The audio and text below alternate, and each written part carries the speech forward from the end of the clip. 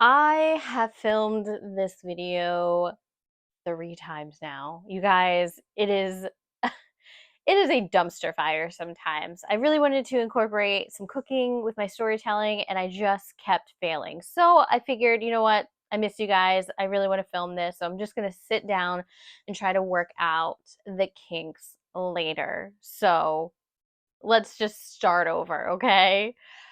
Would you stay at a hotel overnight at a place that is so infamous for just being absolute chaos? The answer is probably no. Today we are talking about the Cecil Hotel.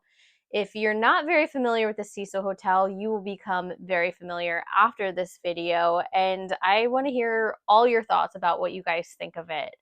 My name is Lauren. Before we get started, get comfy, snuggle up your cat or dog, and let's go.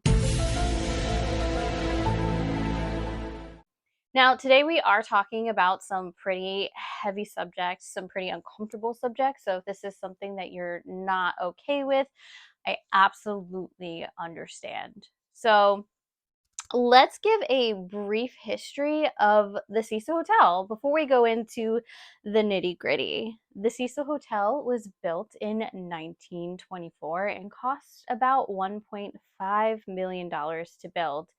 That is a lot of money now. It was even more money back in 1924. The people behind the concept of the Cecil Hotel wanted it to be the it destination for big business travelers as well as tourists that were looking to stay somewhere nice but on a budget. Now, unfortunately, after the hotel was built a few years later, the United States fell into the Great Depression, or what I like to call my early 20s.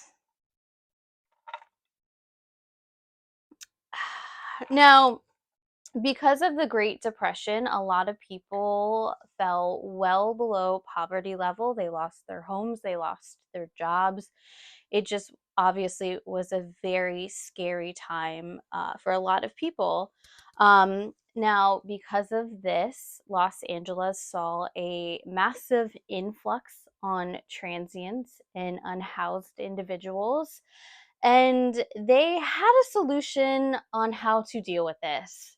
They basically funneled everyone into a designated area and barricaded everyone close together, as well as kept a high police presence and kind of didn't want any of the unhoused individuals kind of overflowing into the nicer parts of town and kind of bringing in crime or any of that they thought would go with it. This now is known as Skid Row. To give you an idea of how many individuals are residing in Skid Row, it was a 4 mile radius that held about 10,000 individuals that had nowhere to live. Because of this, unfortunately, the Cecil Hotel was smack dab in the middle of all the chaos. Unfortunately, there was a lot of crime, there was a lot of drugs, a lot of sex work, robberies. It became a very, very unsafe place to live. In 2008, the hotel kind of wanted to rebrand. They wanted to basically rebuild the area and make it look really nice. Originally, the place was absolutely stunning when it was first done. It was crafted so beautifully and looked just gorgeous. But because of the surrounding area, it just kind of really fell apart. In 2011, they wanted to basically gentrify the Cecil Hotel. Uh, Unfortunately for them, this was very illegal because the Cecil Hotel was legally obligated to provide budget friendly for people that were staying at the hotel.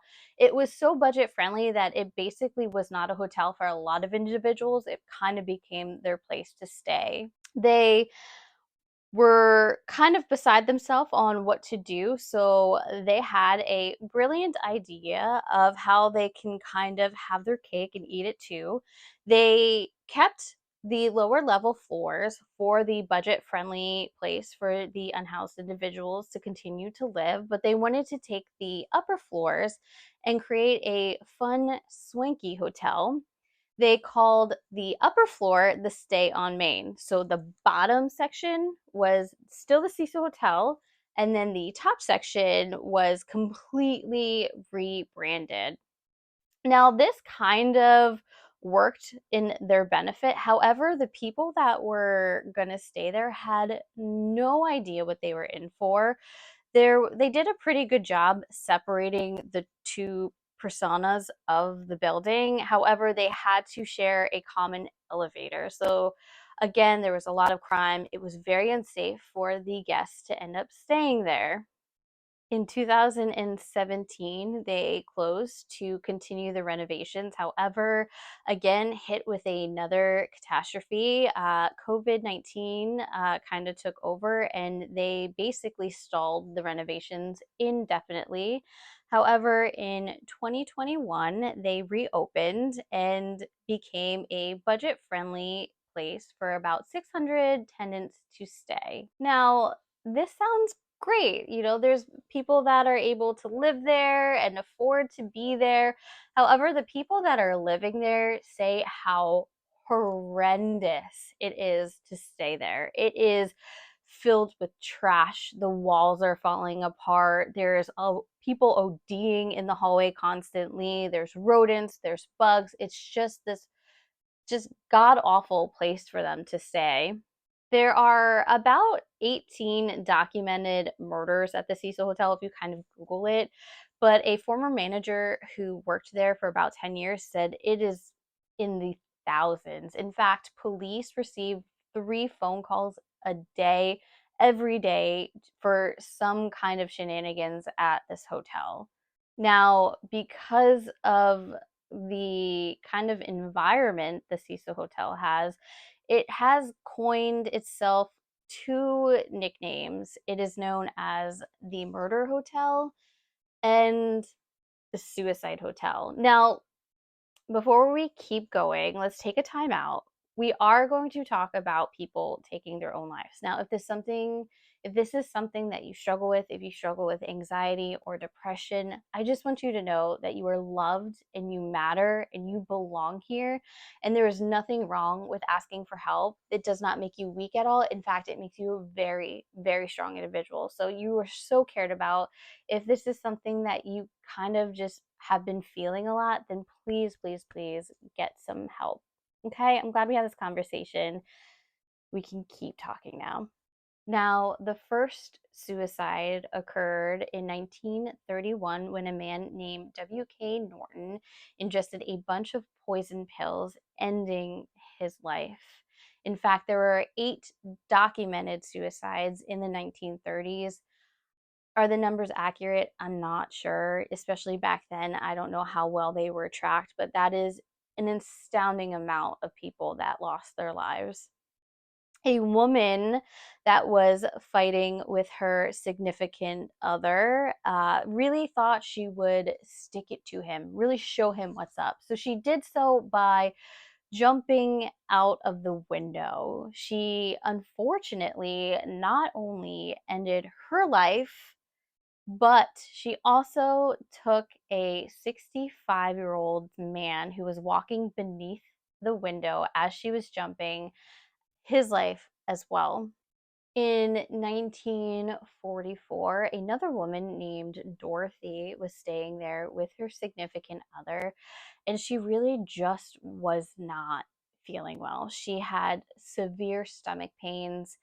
Her significant other fell asleep on the couch, and she was very thoughtful and did not want to bother him, so she kind of secluded herself into the bathroom and thought that she could power through it. Unbeknownst to Dorothy, she was in fact pregnant. She gave birth to a baby, and for some reason, she thought this baby was deceased.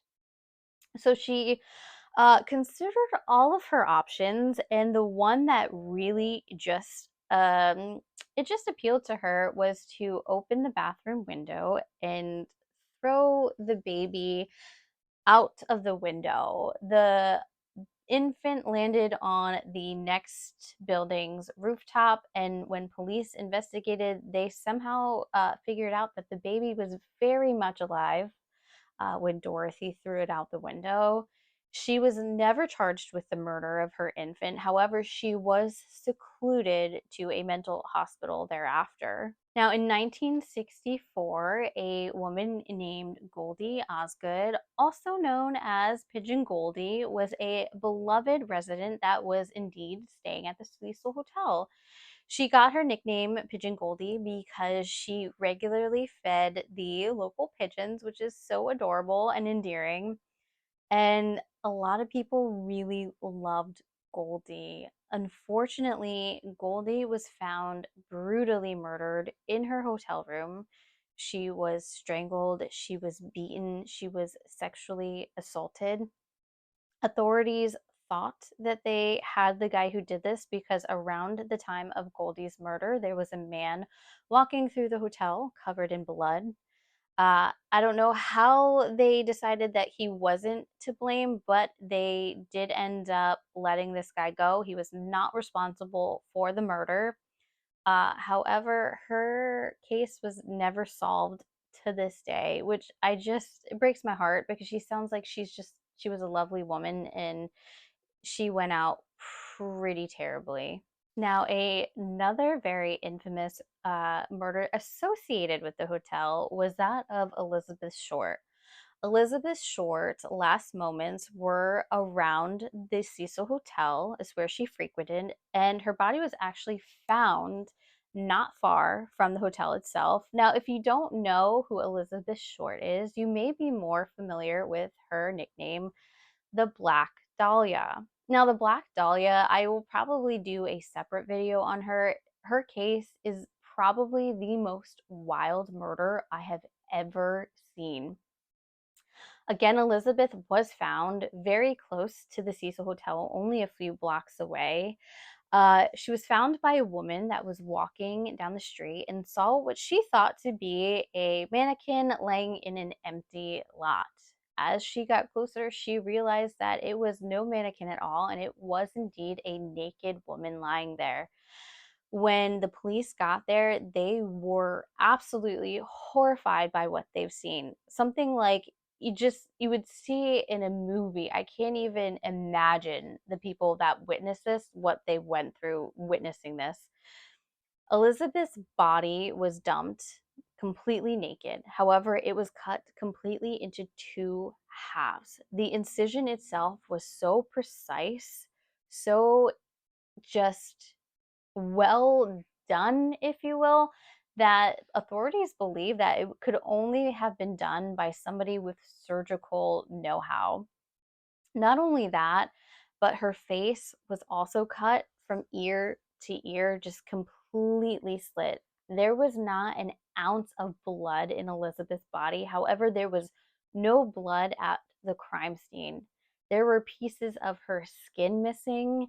There were her intestines that were tucked ever so gently under her bottom half. And she was just dumped there. She was positioned very meticulously, if you will. It's almost like she was posing. Elizabeth was originally like she was very beautiful. She had dreams of becoming an actress or a movie star, and she just really wanted to come to Los Angeles and make something of herself. And again, her case was never solved. There are a few suspects that are really at the top of the list, but to this day, there is nobody that is officially responsible for her death. The last reported death at the Cecil Hotel was in 2015, but again, the numbers just, I feel like they're kind of muddied. I don't think that they're actually really documented. Again, there's a lot of people that take their own life or OD, and a lot of them are unhoused or just not claimed by families. So I do believe that the numbers are substantially higher, as well as there's probably deaths that have occurred since 2015 that just maybe haven't been really documented well enough. The Cecil Hotel was kind of a hotspot for the criminally insane, if you will. In the mid 80s, a man named Richard Ramirez stayed at the hotel. He had the nickname the Night Stalker. Richard killed a lot of people. He was responsible for 13 deaths. Again, probably more, but who knows? After committing these gruesome murders, Richard would take off his bloody clothes and throw them in the dumpster at the Cecil Hotel. And he would quite frequently peruse through the hotel lobby, whether it was in his underwear or completely naked. And this place is so feral that nobody said anything. They just saw him covered in blood and they probably were like, Richard, all you can eat spaghetti night again? You're wild. He loved staying here because he just kind of was under the radar. He was a known Satanist, and they do believe that he was probably performing crazy rituals at the hotel, which contributed to its kind of dark history. But from the looks of it, the Cecil Hotel was cursed probably from the get go. Now, Richard wasn't the only notable serial killer that stayed at the Cecil Hotel. A man named Jack Unterweger. I probably butchered that, but also it's really fun to say. Jack Unterweger stayed at the Cecil Hotel in 1991. Now, he was from Austria, and after being suspected of killing a bunch of sex workers in his country, Jack fled to Los Angeles. Now, he came to the Cecil Hotel for two reasons. The first one being he was a big fan of Richard. He loved the Night Stalker and just he wanted to kind of bask in his glory and see where he stayed. The second one being that he knew the demographic. He knew that this place was kind of lawless. He knew that there would be a lot of sex workers, also known as future victims for him to stalk and eventually kill. He kind of came into the hotel with the ruse that he was a writer talking about sex work. He befriended a lot of the women as well as even local police. He was taken around in the patrol car by the police and kind of scoped out the area, not only getting a lay of the land, but kind of figuring out who his future victims were. Now, Jack was caught pretty soon because he had a very particular way of killing these women. He would use their own articles of clothing to strangle them and had a very specific knot that he would use. And once people kind of caught on that he was committing these murders exactly like how he was in Austria, they kind of figured if it looks like a duck and it quacks like a duck, it's probably a serial killer. He was later found, and luckily, he was tried for murder and convicted. Now, this brings me to the probably most notable case of the Cecil Hotel, the case that I believe really kind of put it under the spotlight.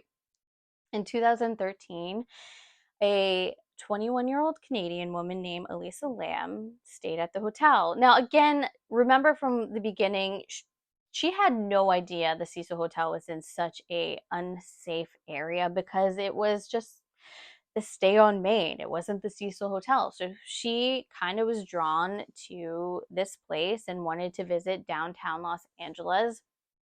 She was a young girl and really trying to find herself. She kind of wanted to explore a new area. She really wanted to meet some new people and make some new friends and did this trip completely on her own. Elisa did suffer from bipolar disorder and she was very open about her struggles. She was an avid blogger on Tumblr. She talked about her life a lot and just kind of her struggles on her everyday life and just really kind of came into it that she wanted to really find herself and thought she could do this by maybe finding new people. A few days after she came to the Cecil Hotel, she was kind of being described as erratic. She originally was staying in a shared room with a bunch of strangers, and she just was making them incredibly uncomfortable, so much so that she was eventually moved to be in a single room. A couple days after being moved, she went completely missing. Nobody had no idea where Elisa went. The last footage of Elisa is a 4-minute elevator video, which you can absolutely watch on YouTube. And this poor girl is absolutely going through it. She is moving very erratically, very unpredictably. She's pushing all the buttons on the elevator. She's by herself, but it looks like she's having this very animated conversation with another human being. People speculate that she was seeing the ghost of Richard Ramirez or some kind of other apparition. But again, there is nobody else on the camera. She is kind of observed being going back and forth in and out of the elevator. She starts waving her arms around and just kind of like looking all around. And she does look pretty scared and just like she has no idea what is going on. This whole time, the elevator just completely remains open, which I thought was very strange because elevators open and close. People kind of came to the conclusion that she probably pushed the hold elevator button. I don't know how long that stays open for, but 4 minutes seems to be like an excessive amount of time. This was the last known evidence of Lisa being alive. Now, 3 weeks go by, and the people staying at the Cecil Hotel where they stay on Main start complaining. Their shower pressure is not working. It's coming out really weak. The water's tasting super bad and is discolored, and they want something to be done. So they call in a maintenance worker. The maintenance worker checks the faucets and notices there's nothing abnormal. So he makes his way up to the tippy top of the roof and looks into the water tank, and it is there that he sees Elisa Lamb's body floating naked in the water tank. Can we just take a time out? Like, these people were drinking, they were drinking water that was contaminated with a decaying human being. Like, I don't think I would ever recover. Like, there's no going back to that. Now, there are a lot of unanswered questions how Elisa even got to the roof. To get to the roof, she would either have to go out a fire exit and climb up. Now, I don't know if I mentioned this, but the Cecil Hotel was 14 floors and 700 rooms. So this place is huge. So she would have to climb up a bunch of fire exits to get to the roof. Elisa would also have to open certain doors to get to the roof that would have set off alarms or needed keys that only people working at the hotel were able to obtain. So a lot of people have no idea how she got up to these tanks. Now, to get into the tank, she would have to climb a ladder. The tanks itself were about 10 feet deep and 6 feet wide, so she had to shimmy her way up. Now, there's a lot of back and forth. When police were originally investigating Elisa being missing, they did a helicopter kind of sweep of the area. And they said at the time that the water tanks were closed and there was a lid that slid on the top. The lid itself was 20 pounds and would slide on and off. The maintenance worker said that the tanks were open. So there is conflicting statements of was the tank open or was it not. Now, if it was not open, this girl would have to dive into the water tank and push across a 20-pound lid and close herself in, which doesn't seem like anybody would be really capable of doing that. Elisa was also found naked. Her clothes were found at the bottom of the tanks. Now, I don't know about you, but taking off clothes, wet clothes, when you're standing still is very hard. So, how did this girl dive into water, try to swim, and at the same time take off her clothes? Like, that seems kind of like a really hard task to accomplish. Elisa was found with no internal or external wounds, but it's even weirder that she was also found with no fluid in her lungs. For someone to drown and not have fluid in her lungs seems very unlikely. Apparently, it can happen. I just don't really see how, especially since her body stayed in the water tank. So, to have absolutely no fluid in her lungs is, again, just a really crazy detail that you just don't understand how that could possibly happen. Elisa's toxicology report came back that there were no drugs or alcohol in her system. The only drugs that were in her system were her prescription medicine for her bipolar disorder. It was, however, at a lower dose, which makes it seem like she was either not taking it or she was weaning herself off her meds, which maybe explains why she became so erratic and why she started kind of having these psychiatric episodes. Now, this is it's a little graphic, but Elisa also had some blood pooling and her rectum was prolapsed. The coroner did attribute that to being bloated from staying in the water tank so much, but they never submitted a sexual assault kit, which I think you should just do that for protocol, especially for a missing young woman. The fact that they were able to collect something, but they just didn't submit anything. It's just kind of crazy.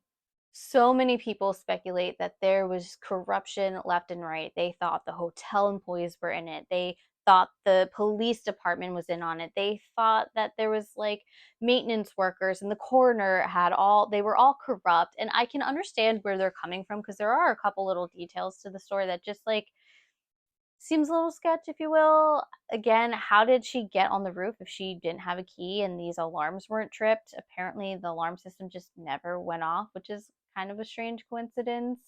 Her death was originally ruled undetermined and was later crossed off and ruled a accidental drowning. I think it could be just regular error, but I don't know. It just seems very strange. Another really strange detail was Elisa's phone was never found in the water tank, in her clothes, not even in her hotel room. Now, she is a 21-year-old girl. She is attached to her phone. She is addicted to blogging and telling people about her life, and her phone was never recovered. Where did her phone go? Another kind of strange thing as well is, again, she was very addicted to Tumblr. Elisa's Tumblr updated days after she was reported being dead.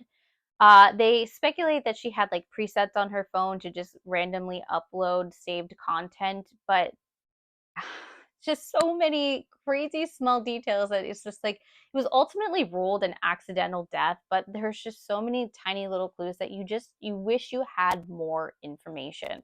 So let's get into my favorite thing to talk about, conspiracy theories. There are quite a few conspiracy theories surrounding the death of Elisa Lam.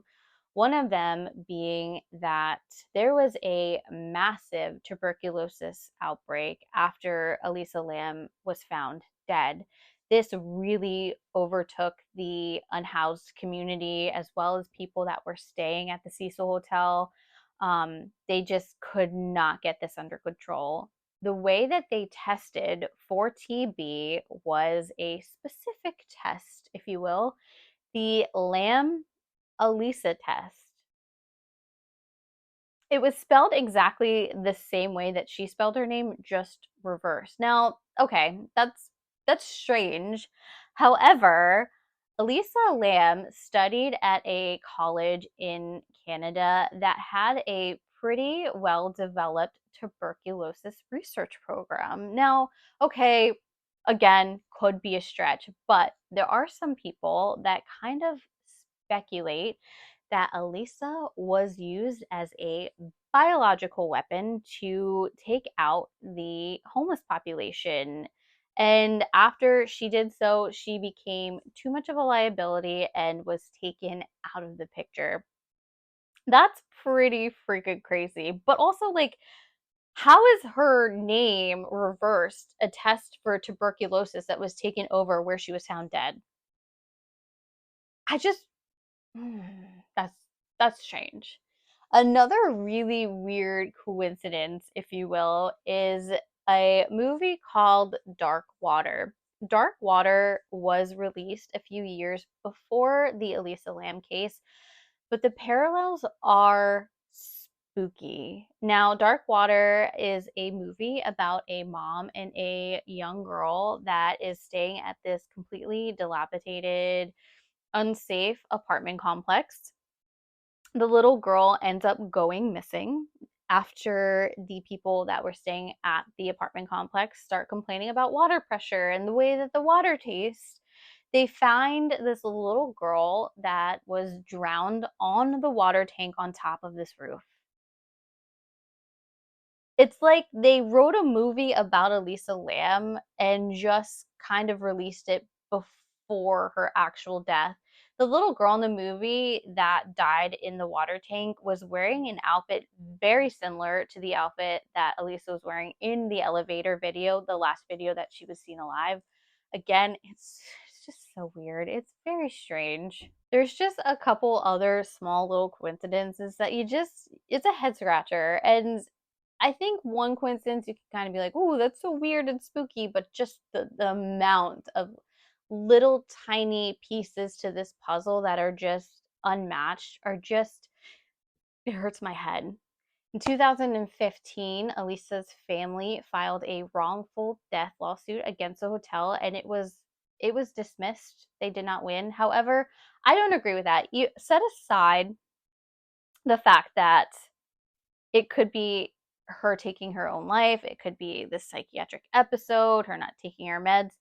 The hotel catfished this young girl into thinking that it was a safe environment and it was this fun, swanky place to stay. They did not disclose how incredibly unsafe it was, which probably also played a part in this kind of downward spiral that she was going through. This young girl who's already super sensitive and vulnerable, being exposed to probably a lot of the things that she was not used to, could definitely cause her to have even a worse episode than she would have had regularly. Also, for somebody that was acting erratic and all these things, kind of having to be moved from one room to another, if she was staying at a normal hotel where it was just not just lawless all the time, people would have noticed and potentially helped her and she would maybe still be alive. I don't agree with that ruling. I think that there was some fault to the Cecil Hotel, but it was just, it was never taken too seriously. And a another kind of unsensitive adaptation to this is the hotel still strives to kind of be this up and coming place. They really want to rebrand. They have future plans for the hotel to put a bar on the roof as well as a swimming pool, which this girl died by drowning in a water tank on top of the roof. And they're like, you know what? That's a great idea. Let's put a pool there.